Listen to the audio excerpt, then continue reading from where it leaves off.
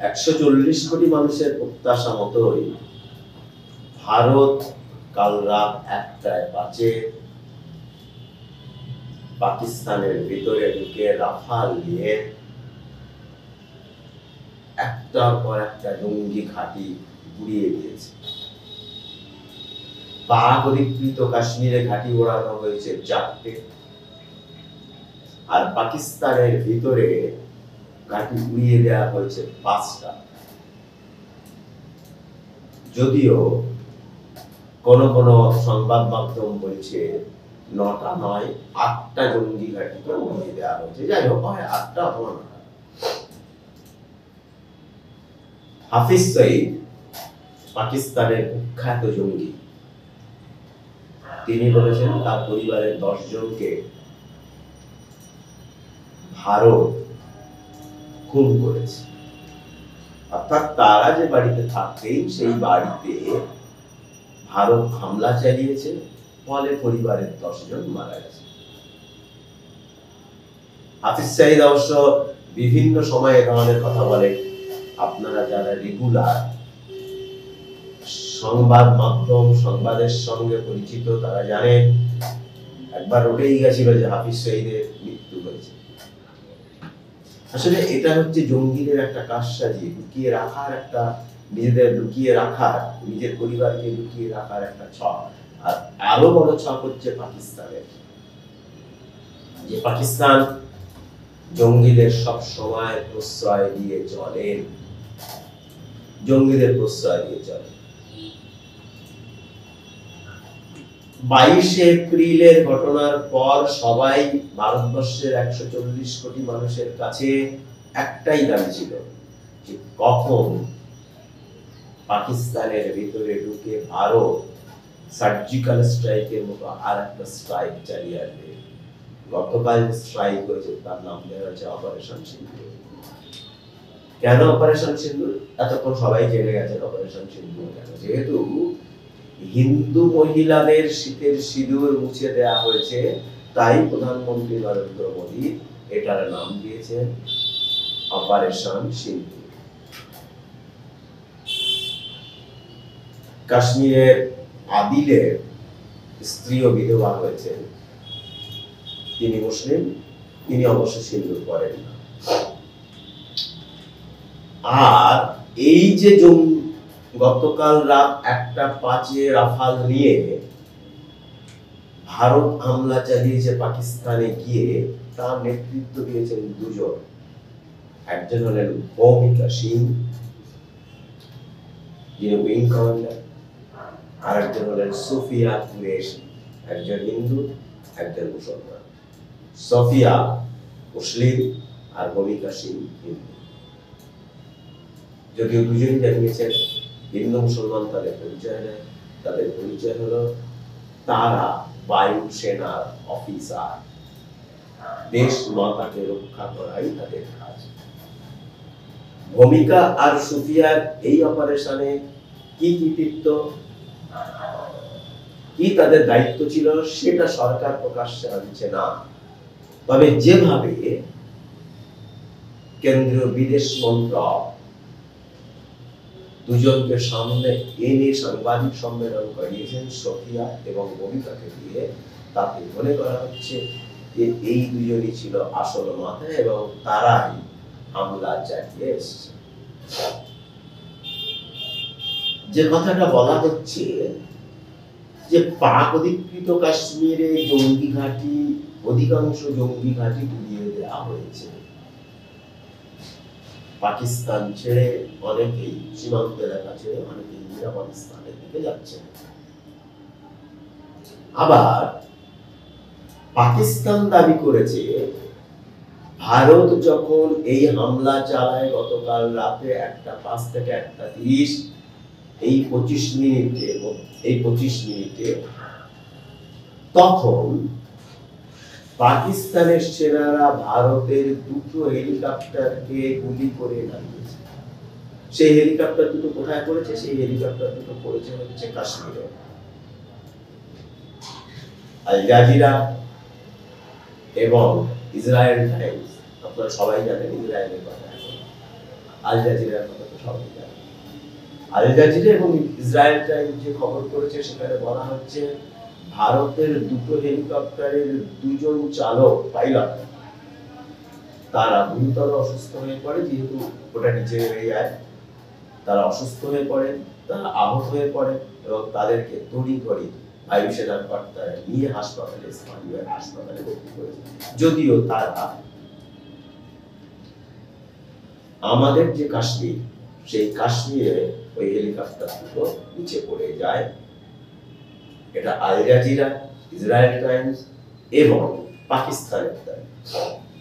পাকিস্তান আরেকটা দাবি করেছে, সেটা হচ্ছে ভারত, অবশ্যই ভারত হামলা চালিয়েছে, ভারত প্রত্যাঘাত করেছে। সেটা কোথায় প্রত্যাঘাত করেছে? জঙ্গিদের উপর প্রত্যাঘাত করেছে। তবে শুধু জঙ্গি নয়, সাধারণ মানুষেরও মৃত্যু হয়েছে। আমরা বলছি 70 জন জঙ্গির মৃত্যু হয়েছে। ইসরায়েল টাইমস, দা ওয়ার,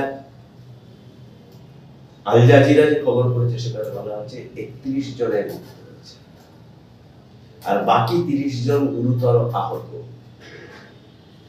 এই যে গুরুতর আহত, তাদের মধ্যে অনেকেরই মৃত্যু হতে পারে, কারণ তারা খুবই গুরুতর আহত, তারা খুবই তাদের আঘাত গুরুতরই।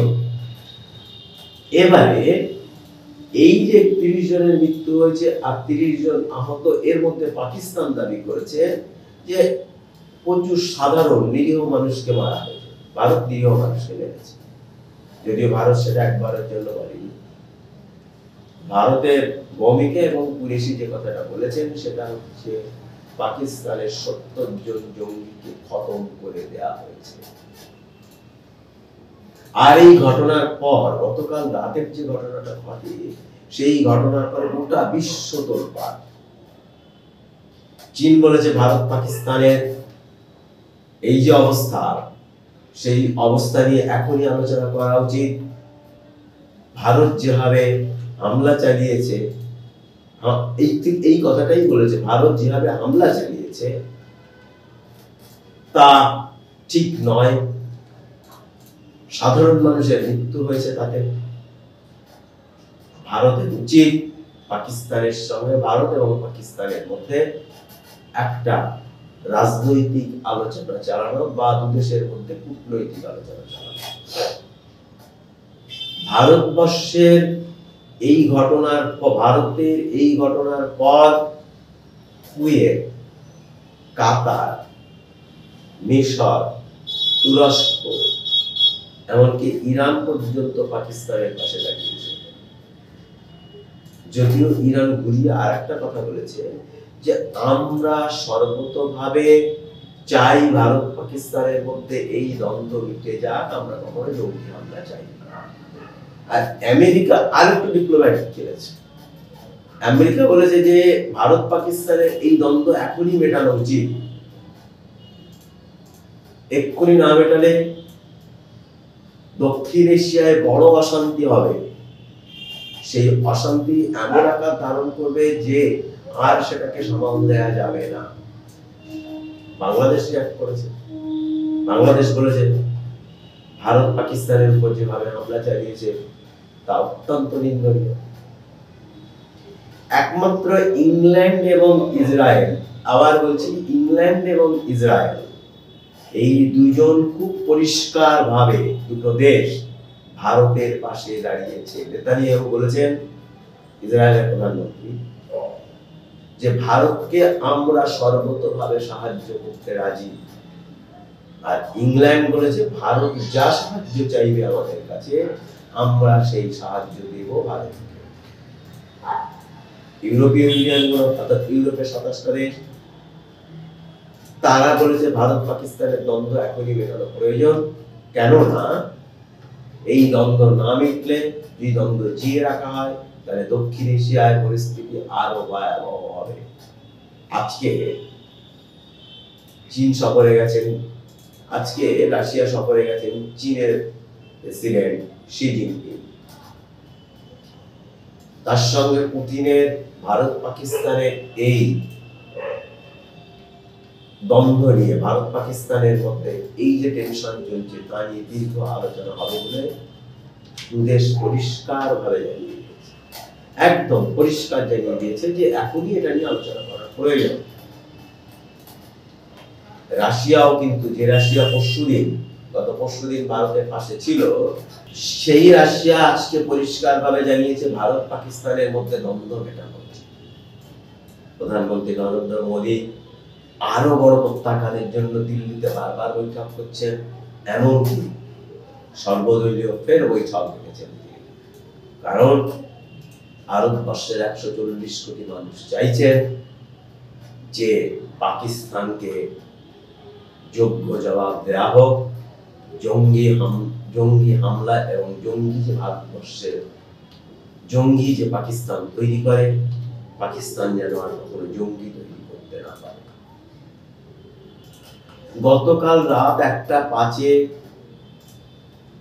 ভারতের বায়ুসেনা পাকিস্তানের ভিতরে ঢুকে হামলা চালিয়েছে, আমরা সবাই জানি। ভূমিকা সিং আর সোফিয়া কুরেশির কথাও আমরা এতক্ষণে মোটামুটি জেনে গেছি। সোফিয়া কুরেশির জন্ম হচ্ছে 1981 সালে গুজরাটের বদোদরা, যাকে আমরা এখনো বলি বরোদা, নরেন্দ্র মোদীর রাজ্য বরোদা।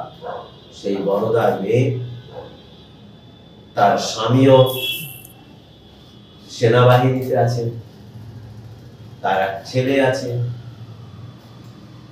তার বাবা ছিলেন বায়ুসেনায়, ঠাকুর দাদা ছিলেন বায়ুসেনায়, তাদের গোটা পরিবারটা কিন্তু এই বায়ুসেনাতেই আছেন, ছিলেন, উনি নিজেও আছেন।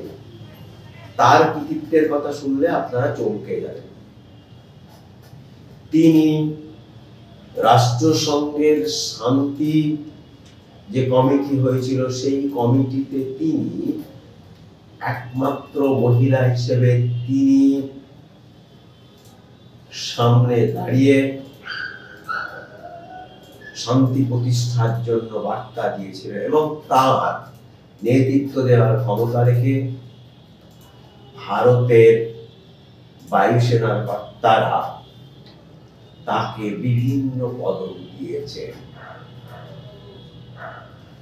সোফিয়া অত্যন্ত পরিকর্মা একজন নৌসেনার কর্নেল, নৌসেনা বলছি, বায়ুসেনার কর্নেল। কারণ সোফিয়া নিজে বলছেন, আমার রক্তে হচ্ছে ঠিক সময়ে ঠিক জায়গায় গিয়ে প্রত্যাঘাত করা। পাকিস্তানকে তিনি যে যোগ্য জবাব দিতে পেরেছেন, দেশের 140 কোটি মানুষের প্রত্যাশা যে তিনি পূরণ করতে পেরেছেন, সেজন্য তিনি গর্বিত। আর ভূমিকা সিং, তিনি হেলিকপ্টারের পাইলট, আকাশে প্রায় 2500 ঘন্টা ওড়ার অভিজ্ঞতা তার রয়েছে। তিনি চেতকের মতো যুদ্ধ বিমানকে চালিয়ে এসেছেন।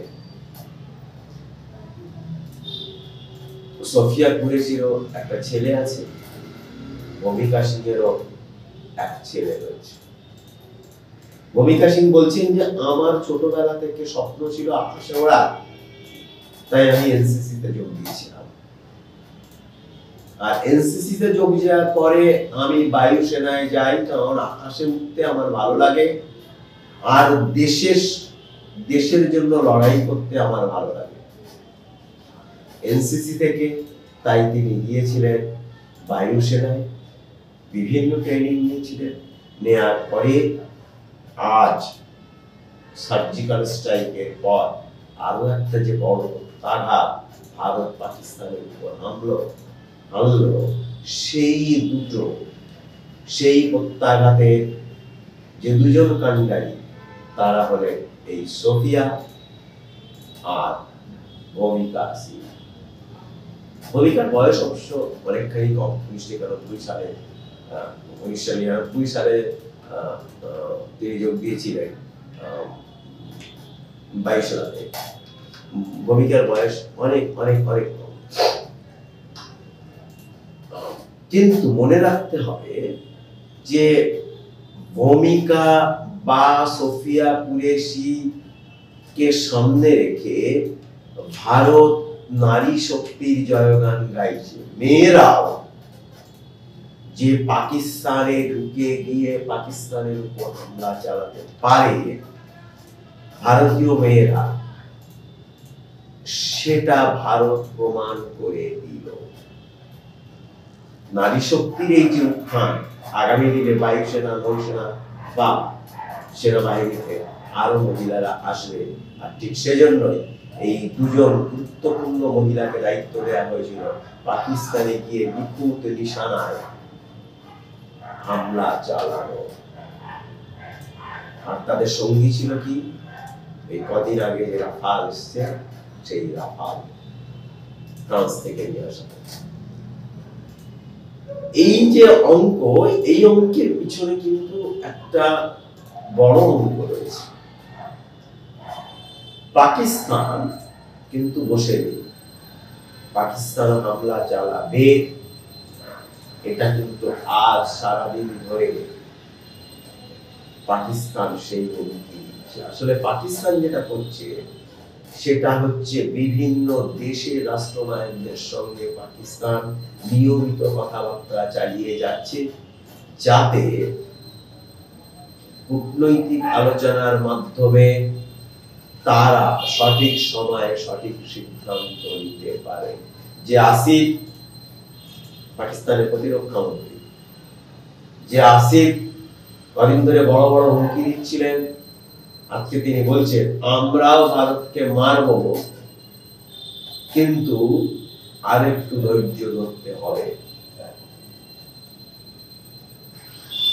ভারতকে পাকিস্তান যে